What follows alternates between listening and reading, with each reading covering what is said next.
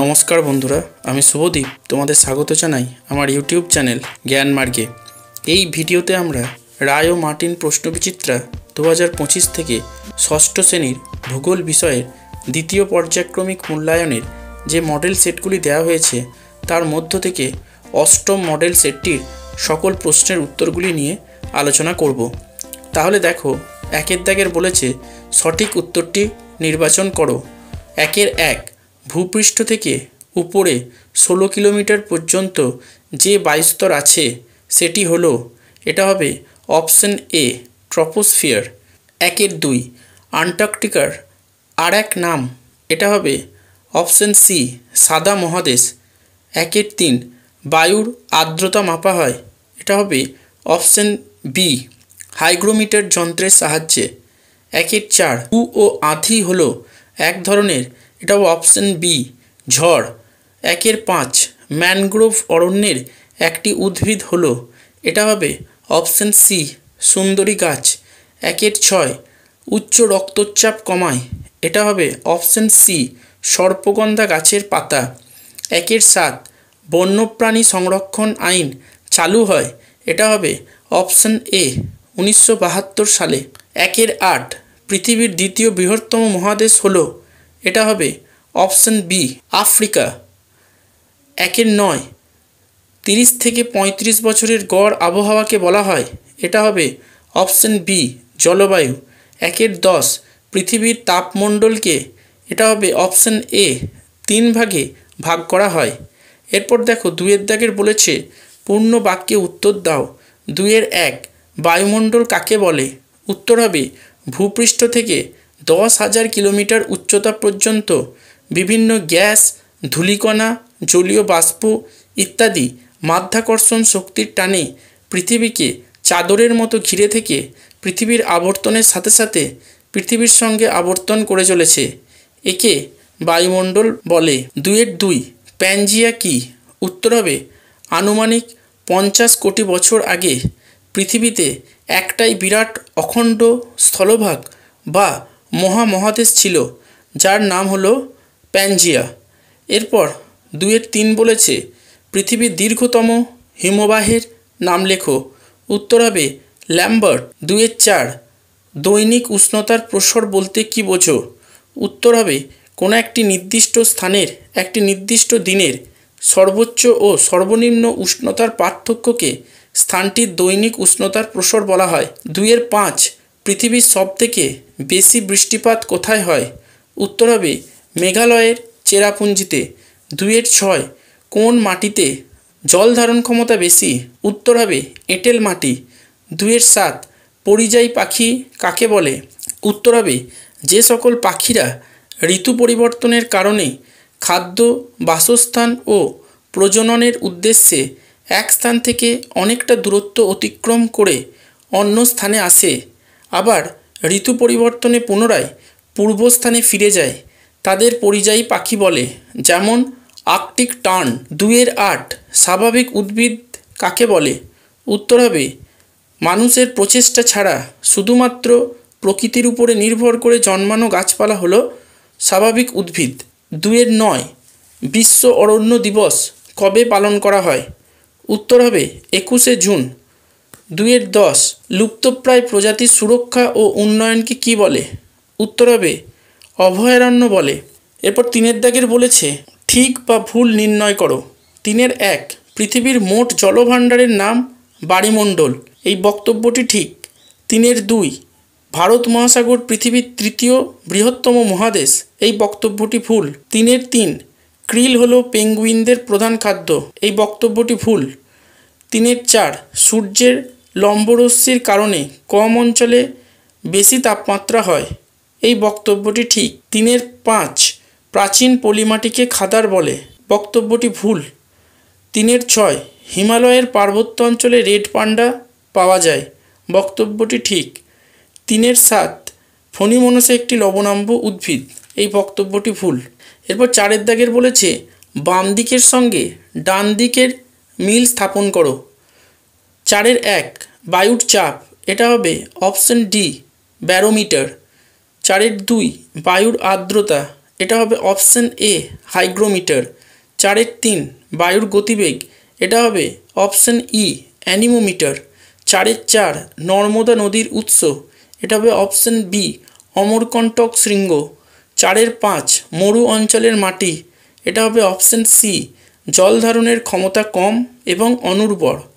এরপর 5 দাগের বলেছে নিচের প্রশ্নগুলির সংক্ষিপ্ত প্রশ্নের উত্তর দাও। 5-1 নিম পাতার ব্যবহার লেখো। উত্তর হবে ক ত্বক, যকৃৎ, দাঁত ও চুল ভালো রাখে। খ নিম পাতার নির্যাস থেকে তেল, সাবান, শ্যাম্পু ও কীটনাশক বানানো হয়। 5-2 পার্বত্য অঞ্চলের মাটির বৈশিষ্ট্য লেখো। উত্তর হবে ক প্রধানত আর্দ্র নাতিশীতোষ্ণ জলবায়ুতে এরকম মাটি সৃষ্টি হয়। খ এই মাটিতে জৈব পদার্থের পরিমাণ বেশি থাকে, তাই এই মাটির বর্ণ হয় ধূসর। এই মাটি হলো আম্লিক প্রকৃতির। এরপর 5-3 বলেছে কালবৈশাখী কাকে বলে।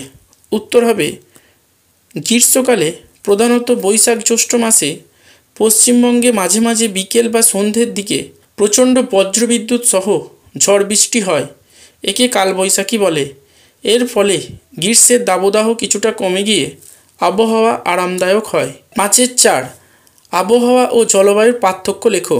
উত্তর হবে ক আবহাওয়া কোনো নির্দিষ্ট স্থানের নির্দিষ্ট সময়ের বায়ুমণ্ডলের বিভিন্ন উপাদানের অবস্থা, কিন্তু জলবায়ু হলো কোনো বৃহৎ অঞ্চলের 30-35 বছরের আবহাওয়ার গড় অবস্থা। খ আবহাওয়া প্রতিদিন এমনকি প্রতি মুহূর্তে বদলায়, অন্যদিকে জলবায়ু প্রতি মুহূর্তে বদলায় না। গ আবহাওয়া স্বল্প পরিসরে পরিবর্তিত হয়, কিন্তু জলবায়ু বিস্তীর্ণ অঞ্চল ভেদে পরিবর্তিত হয়। এরপর 5-5 বলেছে টিকা লেখো আন্টার্কটিকার জীবজগৎ। উত্তর হবে চির তুষারে ঢাকা আন্টার্কটিকায় কোনো গাছপালা নেই, একমাত্র গ্রীষ্মকালে সমুদ্রের ধারে কোথাও সামান্য বরফ গলে গেলে মস, লাইকেন, শ্যাওলা ইত্যাদি জন্মায়। এখানকার স্থানীয় বাসিন্দা হলো পেঙ্গুইন। চারপাশের সমুদ্রে প্রচুর মাছ, সামুদ্রিক পাখি, তিমি, সিল প্রভৃতি দেখা যায়। 5-6 পৃথিবীর কয়টি মহাদেশ ও কি কি।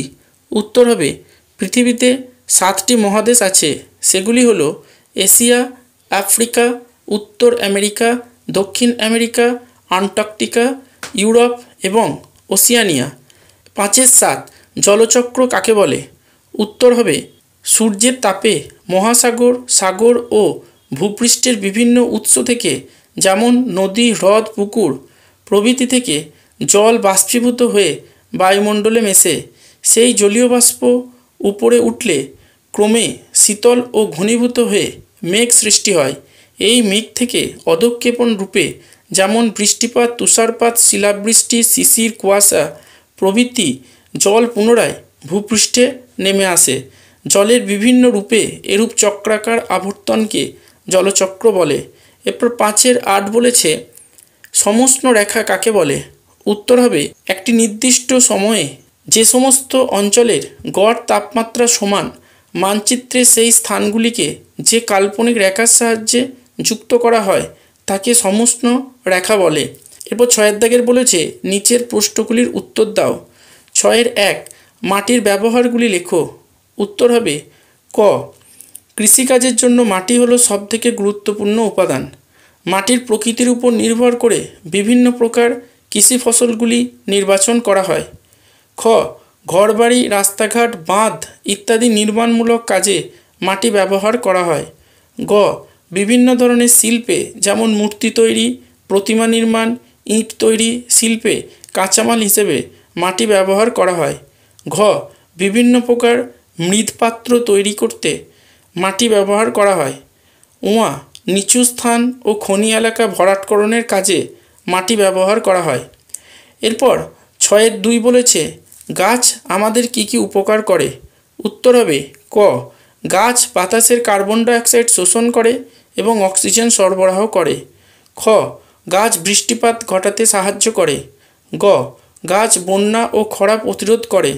ঘ গাছ মৃত্তিকা ক্ষয় রোধ করে। উয়া গাছ কাষ্ঠশিল্প, কাগজ শিল্প ও অন্যান্য অনেক শিল্পে কাঁচামাল হিসেবে ব্যবহৃত হয়। চ গাছ থেকে ফল, ফুল, মশলা, ওষুধ, গদ, রজন ইত্যাদি পাওয়া যায়। 6. গাছ থেকে জ্বালানি কাঠ, আসবাবপত্র বানানোর জন্য কাঠ পাওয়া যায়। বর্গীর জ, গাছ অসংখ্য পশু পাখির আবাসস্থল রূপে কাজ করে। এরপর 6.3 বলেছে আন্টার্কটিকা মহাদেশের ভবিষ্যৎ সম্পর্কে লেখো।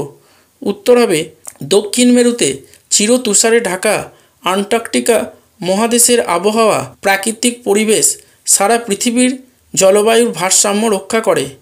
তাই এই মহাদেশের ভবিষ্যৎ আসলে সারা পৃথিবীর ভবিষ্যৎ। কিন্তু বিশ্ব উষ্ণায়ন, ওজোন স্তর ক্ষয়, বায়ু দূষণ ইত্যাদি কারণে আন্টার্কটিকার দূষণমুক্ত বিশুদ্ধ প্রাকৃতিক পরিবেশ, মেঘমুক্ত স্বচ্ছ আকাশ, নির্মল বাতাস সব কিছু এখন চরম সংকটে। ক্রমাগত উষ্ণতা বাড়ার ফলে কমে যাচ্ছে মহাদেশটির আয়তন। ফলে ক্রিল, সিল, পেঙ্গুইন ইত্যাদির সংখ্যা কমে যাচ্ছে। নষ্ট হচ্ছে আন্টার্কটিকার প্রাকৃতিক ভারসাম্য।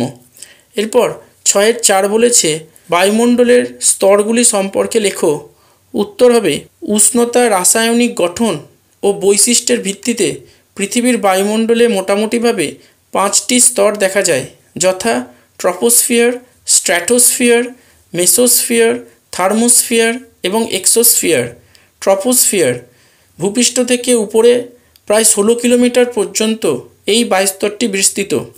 এই বায়ুস্তরে ধূলিকণা, জলকণা ইত্যাদি থাকে বলে মেঘ, ঝড়, বৃষ্টি হয়। পৃথিবীর বিভিন্ন জায়গায় আবহাওয়ার পার্থক্য দেখা যায়। এই স্তরের যত উপরে ওঠা যায় তাপমাত্রা তত কমতে থাকে। স্ট্র্যাটোস্ফিয়ার এই স্তরটি মোটামুটি 16 থেকে 50 কিলোমিটার পর্যন্ত বিস্তৃত। এই স্তরে বাতাসের পরিমাণ কম, ধূলিকণা ও জলকণা থাকে না, তাই মেঘ, বৃষ্টি কিছুই সৃষ্টি হয় না। এই স্তরে উচ্চতা বাড়ার সঙ্গে সঙ্গে উষ্ণতা বাড়তে থাকে। এই স্তরে সূর্য থেকে আসা অতিবেগুনি রশ্মি শোষিত হয়। মেসোস্ফিয়ার এই স্তরটির বিস্তার প্রায় 50 থেকে 80 কিলোমিটার পর্যন্ত। এই স্তরে উচ্চতা বাড়ার সঙ্গে সঙ্গে তাপমাত্রা কমতে থাকে। পৃথিবীর দিকে আগত উল্কাপিণ্ডগুলি এই স্তরে পুড়ে ছাই হয়ে যায়। থার্মোস্ফিয়ার এই স্তরটি প্রায় 80 থেকে 300 কিলোমিটার পর্যন্ত বিস্তৃত। এই স্তরে বাতাস প্রায় নেই, তাই আকাশকে কালো দেখায়। অতিবেগুনি রশ্মির কারণে এই স্তরের তাপমাত্রা 200 ডিগ্রি সেন্টিগ্রেডে পৌঁছে যায়। এই স্তর থেকে বেতার তরঙ্গ প্রতিফলিত হয়ে পৃথিবীতে ফিরে আসে। এক্সোস্ফিয়ার এই স্তরটি প্রায় 300 থেকে 1000 কিলোমিটার পর্যন্ত বিস্তৃত। এই স্তরের পর থেকে আসে সীমাহীন মহাকাশ, কৃত্রিম উপগ্রহ, মহাকাশ স্টেশন এই স্তরেই থাকে। এরপর 6.5 বলেছে বায়ুমণ্ডল না থাকলে আমাদের কি হতো। উত্তর হবে বায়ুমণ্ডল না থাকলে ক, জীবমণ্ডলের পক্ষে উপযোগী গ্যাসীয় উপাদান সমূহ পাওয়া যেত না, ফলে পৃথিবীতে জীব সৃষ্টি হতো না। খ, সূর্য থেকে আগত ক্ষতিকারক রশ্মি বায়ুমণ্ডল দ্বারা শোষিত না হওয়াতে সরাসরি পৃথিবীতে প্রবেশ করত। গ, বায়ুমণ্ডলের অনুপস্থিতিতে জীবমণ্ডলের বেঁচে থাকার জন্য আদর্শ উষ্ণতা পৃথিবীতে বজায় থাকতো না। ঘ, আবহাওয়ার যাবতীয় ঘটনা যেমন মেঘ, ঝড়, বৃষ্টিপাত প্রভৃতি বায়ুমণ্ডলে ঘটে। বায়ুমণ্ডল না থাকলে সেগুলি সংঘটিত হতো না। উয়া, পৃথিবীর দিকে দৈনিক আগত 10 কোটি উল্কা বায়ুমণ্ডলে পুড়ে ছাই হয়ে যায়। বায়ুমণ্ডল না থাকলে সেগুলি সরাসরি পৃথিবীতে আসতো, ফলে জীবকুল ধ্বংস হয়ে যেত। 6.6 মানুষের কিছু কাজকর্ম পরিবেশের ভারসাম্য নষ্ট করছে। এই উক্তিটি সম্পর্কে তোমার মতামত দাও। উত্তর হবে মানুষের যে সকল কাজগুলির জন্য পরিবেশের ভারসাম্য নষ্ট হচ্ছে তার মধ্যে উল্লেখযোগ্য হল ক, জনসংখ্যা বৃদ্ধি, বন জঙ্গল ধ্বংস করে শিল্প কলকারখানা স্থাপন, কৃষিকাজ, বসতি নির্মাণ, প্রচুর পরিমাণে খনিজ তেল, কয়লা, কাঠ পোড়ানো এইসবের ফলে পৃথিবীর জল, মাটি ও বায়ু দূষিত হয়ে যাচ্ছে। খ, যানবাহন এবং শিল্প কলকারখানা থেকে নির্গত বিষাক্ত গ্যাসগুলি পৃথিবীর বায়ুমণ্ডলে যুক্ত হয়ে বিশ্ব উষ্ণায়নের সৃষ্টি করছে। ফলে পৃথিবীর বিভিন্ন অঞ্চলে বন্যা, খরা, ঝড়, মরুভূমির প্রসার, তাপপ্রবাহ, শস্যহানির কারণে দুর্ভিক্ষ, মহামারী প্রভৃতি ঘটতে দেখা যাচ্ছে। গ, ফ্রিজ, এসি, সুগন্ধি স্প্রে, দাড়ি কাটার ফোম প্রভৃতি থেকে নির্গত ক্ষতিকর গ্যাস বায়ুমণ্ডলের ওজোন স্তরে পৌঁছে ওজোন স্তরকে ধ্বংস করে দিচ্ছে। ফলে পৃথিবীর জীবজগতের উপর প্রতিকূল প্রভাব দেখা যাচ্ছে। কৃষিক্ষেত্রে অতিরিক্ত রাসায়নিক সার ও কীটনাশকের ব্যবহারের কারণে পৃথিবীর জল, মাটি, বায়ু দূষিত হচ্ছে। ফলে বহু জীব প্রজাতি ধ্বংস হয়ে যাচ্ছে। মানুষের ধ্বংসাত্মক কর্মকাণ্ডের জন্য পৃথিবীর জলবায়ু ধীরে ধীরে এমনভাবে পাল্টে যাচ্ছে যে বহু উদ্ভিদ ও প্রাণী প্রজাতি চিরতরে বিলুপ্ত হয়ে যাচ্ছে। প্রকৃতির এই অবক্ষয় আটকাতে এখনই কোনো কার্যকরী ব্যবস্থা গ্রহণ না করলে শেষ পর্যন্ত মানুষের উপরই চরম সংকট নেমে আসবে। এই ভিডিওটা দেখে উপকৃত হলে অবশ্যই একটি লাইক করবে, কমেন্ট করবে এবং বন্ধুদের সাথে ভিডিওটা শেয়ার করবে। আর চ্যানেলটিতে নতুন হলে অবশ্যই সাবস্ক্রাইব করে পাশে থাকা বেল আইকনটি প্রেস করে দেবে।